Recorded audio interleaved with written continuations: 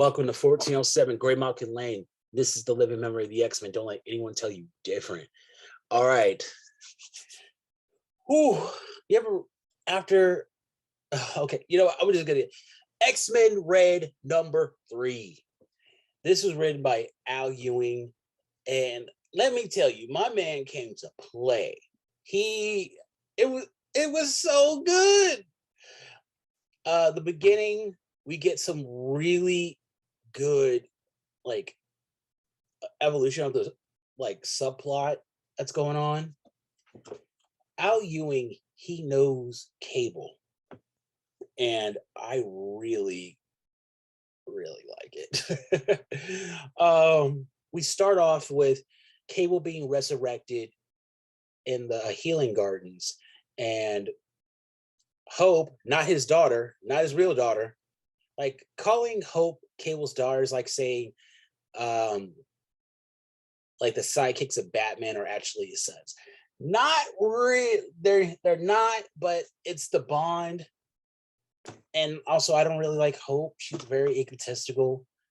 Oh, my daddy's the best. Daddy is the best soldier in the entire world. Okay, calm down. Get off his dick.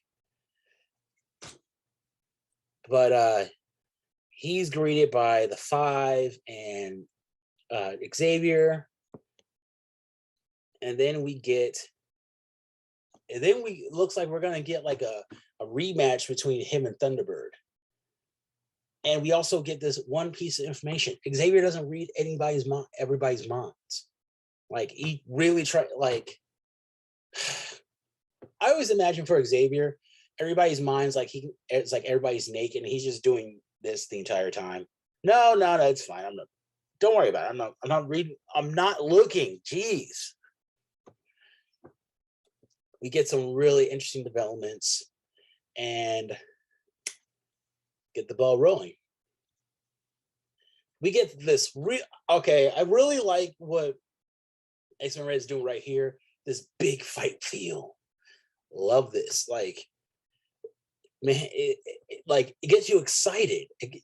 Vulcan versus Tarn. Anybody can step in the fight. I like it. Then we get this little piece with Storm and Abigail Brand. It's basically the hero and the villain meeting, and Abigail's like, I don't know what you're talking about. And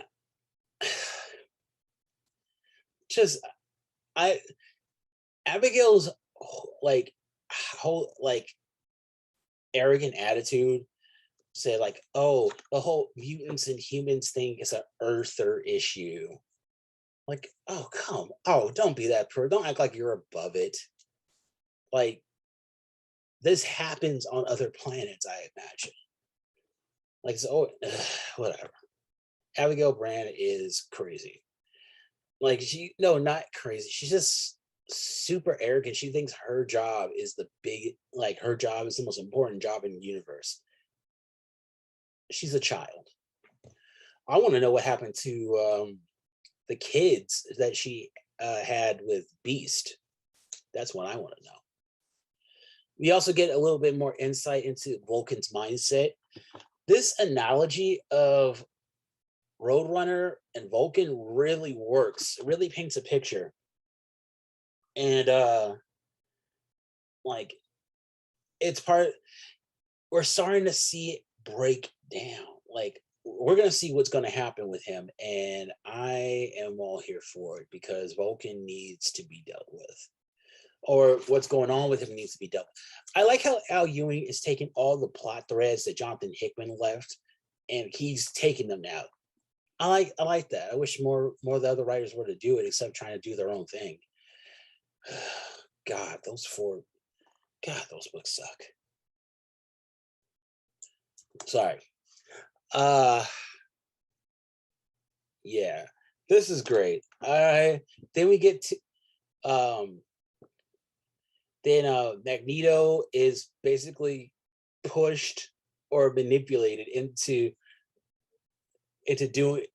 joining the fight because of Sunspot. But we get some really good character moments here.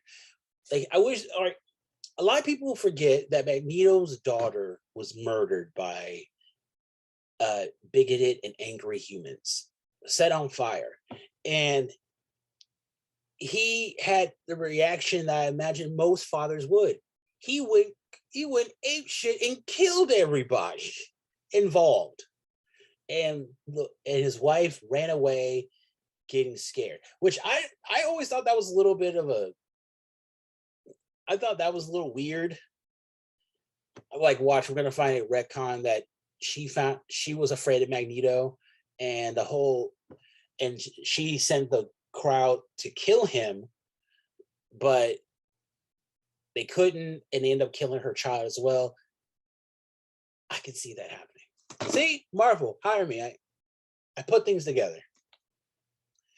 But this takes me back to what Leah Williams did in her book, where she had this one panel where she had Polaris say, "Look what you done. How many dead wives and daughters are going to be laid because you're..."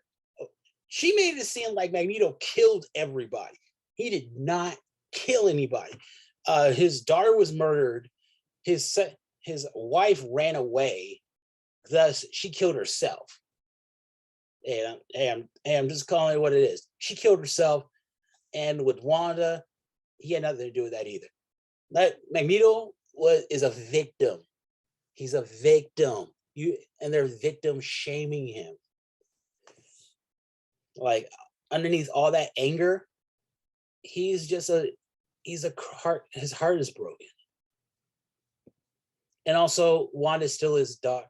Wanda and Pietro are his kids.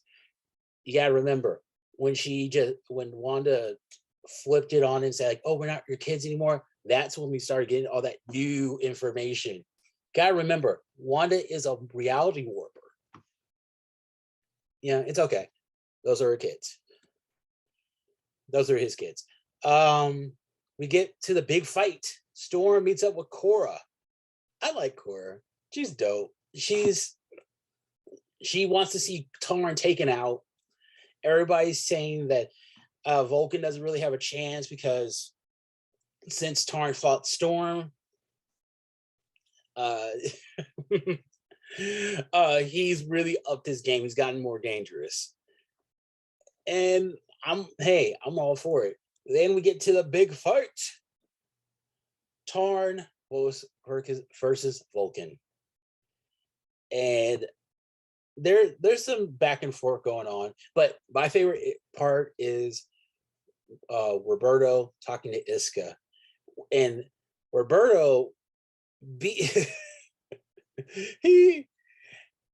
beats Iska. Like, Iska, like, the moment that Roberto they make bets on who's gonna win and Roberto goes first, it's great. And she just goes ape shit.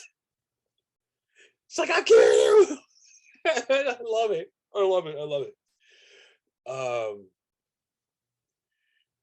But then, like, after Tarn takes out Vulcan, Magneto shows up and he takes out Tarn. He, in a very, very creative way, with his helmet. It says, like, "Oh, you can telepathically take control stuff. My helmet blocks all that." And he just Magneto shows why he's the master of magnetism. And he beat Tarn without lifting a finger. I like that. Now there are 2 mutants on the outer council of Arakko. I want to see where this goes now. Al Ewing, thank you for this. It was so good. All right, I'm giving this book a 4.5 out of 5 stars. Love to top to bottom. I am every subplot I'm interested in, and I want to see what happens next. And that's what a comic book should do. This is 1407 Grey Monkey Lane, signing out.